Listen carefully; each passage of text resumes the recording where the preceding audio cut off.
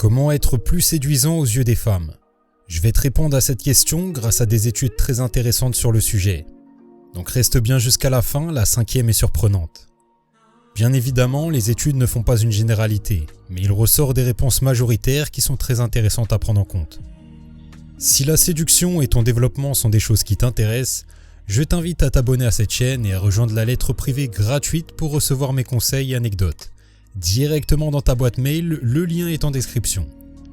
Première étude sur les finances. On commence avec 2 études qui démontrent que l'apparence et la richesse ont tendance à se rencontrer.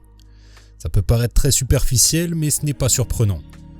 En effet, quand tu t'intéresses aux relations hommes-femmes, ça paraît logique, car la valeur de la femme repose principalement sur son apparence, tandis que la valeur de l'homme repose sur sa capacité à créer de la valeur. Une étude de 2010 démontre que les hommes donnant l'impression d'avoir un statut social important rencontrent plus de succès avec les femmes.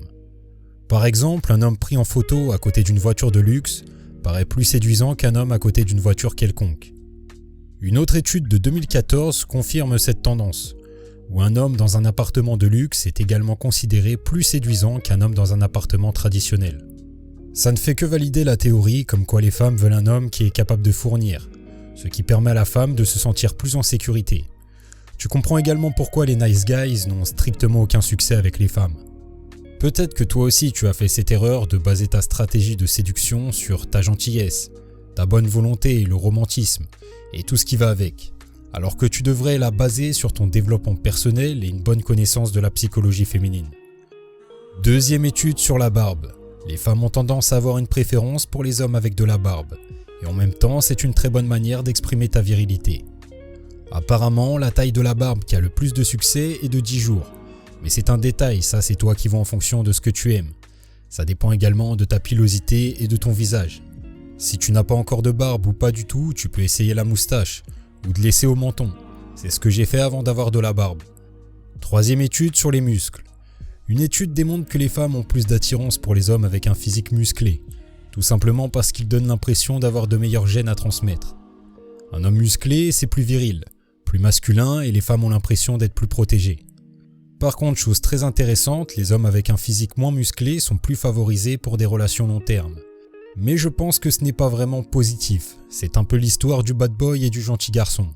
Les femmes vont avoir des relations avec des bad boys, parfois avoir des enfants avec et quand la relation ne fonctionne plus, elles ont pris de l'âge et elles préfèrent un mâle pourvoyeur pour s'occuper d'elles et des enfants. C'est le gentil qui va prendre le relais. Les femmes recherchent à sécuriser un homme, c'est-à-dire que ce sont elles qui recherchent des relations long terme, car c'est plus avantageux pour elles. Mais un homme musclé a plus de chances de plaire, et donc d'être infidèle.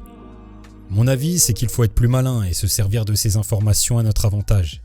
C'est-à-dire qu'il faut avoir des caractéristiques du bad boy, donc ici par exemple ça va être d'être musclé, mais derrière l'idée c'est de travailler sur les avantages du gentil, du mâle pourvoyeur. Ici ce serait de travailler sur ta stabilité et ta situation.